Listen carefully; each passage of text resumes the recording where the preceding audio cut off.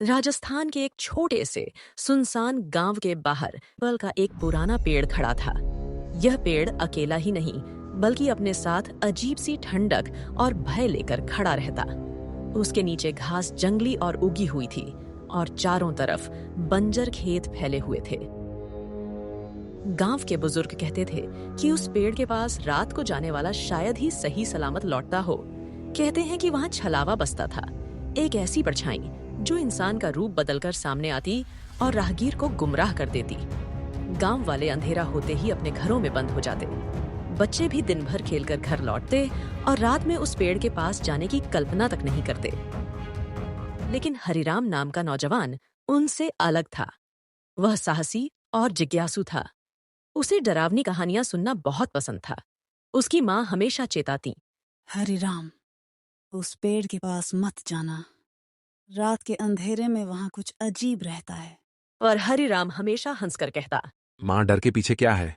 सच में कुछ नहीं होता। एक दिन हरिराम खेत में काम करके देर रात घर लौट रहा था। हवा में अजीब तरह की सिसक सुनाई दे रही थी। रास्ता सुनसान था। चांद बादलों के पीछे छुपा हुआ था और चारों तरफ अंधेरा फैला हुआ था। तभी उसे अपनी माँ की आवाज सुनाई दी, हरिराम बेटा, इधर आ, जल्दी आ। हरिराम रुक गया। उसकी माँ तो घर में सो रही थी, पर आवाज इतनी असली लग रही थी कि उसके कदम अपने आप उसी दिशा में बढ़ गए। जैसे जैसे वह पेड़ के करीब आया, आवाज और करीब आती गई। अचानक उसे लगा कि कोई उसके पीछे चल रहा है। उसने मुड़कर देखा और वही आवाज अब उसकी पत्नी की बन चुकी थी। हरिराम का दिल जोर जोर से धड़कने लगा। पसीने पसीने वह वहां खड़ा रहा। तभी गांव के बुजुर्ग, जो अक्सर रात को पेड़ के पास पूजा करते थे, दिखाई दिए।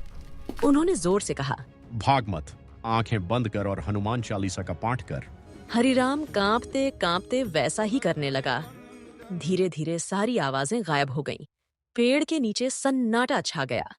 जब उसने आंखें खोलीं, तो वहां कोई नहीं था।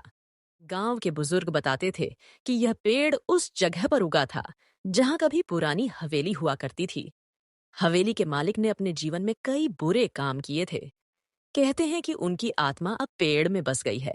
जो भी रात के अंधेरे में उस पेड़ के पास जाता है, उसे इंसानों की आवाज सुनाई देती है, कभी माँ की, कभी पत्नी की, कभी किसी प्रियजन की। हरिराम ने उस दिन ठान लिया कि अंधेरा होते ही वह उस रास्ते से कभी नहीं जाएगा। लेकिन उसके साहसिक स्वभाव ने उसे अगले दिनों और भी जिज्ञासु बना दिया। कुछ दिन बाद गांव के अन्य लोग भी पेड़ के पास अजीब अनुभव बताने लगे।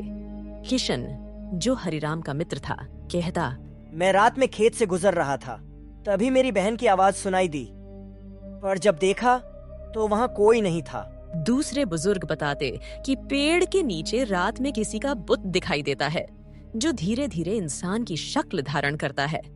कई लोग डर के मारे वहां से भाग खड़े हुए। हरिराम ने तय किया कि वह इस छलावे का रहस्य खुद जान लेगा। उसने अपने मित्र किशन को साथ लिया। दोनों चुपचाप रात में पेड़ के पास पहुंचे। जैसे ही वे पेड़ के करीब पहुंचे, हवा ठंडी और तेज हो गई। घास की सरसराहट में किसी की फुसफुसाहट सुनाई दी। हरिराम, इधर आ, जल्दी आ। हरिराम ने हिम्मत जुटाई और धीरे धीरे पेड़ के चारों ओर घूमे। जब उन्हें कुछ नहीं मिला तो वे दोनों झाने लगे। वे दोनों कुछ दूर पहुंचे। तभी पेड़ में से एक जोरदार चीख निकली। उन दोनों की रूह कांप उठी। वे दोनों वहां से भागे और एक पेड़ के पीछे से छुप कर देखने लगे। तभी उन्होंने देखा कि पेड़ के नीचे सफेद परछाई धीरे धीरे इंसान की शक्ल ले रही थी। किशन ने डरते हुए कहा, भाई, ये तो कोई साधारण साया नहीं, ये तो आत्मा है। अब हम क्या करें? अगर हम यूं ही बैठे रहे तो ये हमें भी निगल जाएगी। हमें कोई उपाय करना होगा। हरिराम ने गहरी सांस ली और बोला, सही कह रहे हो किशन, सिर्फ देखने से कुछ नहीं होगा। हमें इस आत्मा को शांत करने का उपाय ढूंढना पड़ेगा। गांव के सबसे बुजुर्ग साधु बाबा लक्ष्मणदास के पास गए। उन्होंने सारी बातें बताईं। बाबा ने गंभीर स्वर में कहा, यह आत्मा उसी हवेली के मालिक की है जिसने अपने जीवन में कई पाप किए थे। उसकी शक्ति लोगों के डर और यादों से बढ़ती है। इसे केवल मंत्र और हवन से ही रोका जा सकता है। लेकिन सावधान रहना आत्मा आसान से हार नहीं मानेगी। हरिराम ने दृढ़ता से कहा। तो ठीक है बाबा, हम ये काम करेंगे। अगर हमने इसे नहीं रोका तो पूरा गांव खतरे में आ जाएगा। अगली अमावस की रात हरिराम और किशन ने गांव वालों के साथ मिलकर उस पीपल के पेड़ के चारों ओर हवन कुंड बनाया। मंत्रोच्चार शुरू होते ही वातावरण कांपने लगा। अचानक वहीं परछाई प्रकट हुई, कभी माँ का रूप, कभी पत्नी का, कभी बच्चों का। उसकी आवाज गूंजी, तुम लोग मुझे रोक नहीं सकते, मैं तुम्हारे दिलों में छुपे डर से जन्मी हूँ। किशन कांप गया, लेकिन हरिराम ने उसका हाथ पकड़ते हुए कहा, नहीं, मैं डरना नहीं है, यही इसका असली हथियार है। वह जोर से हनुमान चालीसा पढ़ने लगा। गांव वाले भी मंत्रों में शामिल हो गए।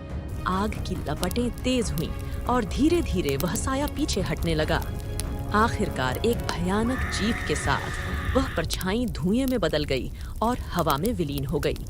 बाबा ने कहा, यह आत्मा पूरी तरह नष्ट तो नहीं हुई, लेकिन अब इसकी शक्ति बहुत कमजोर हो गई है।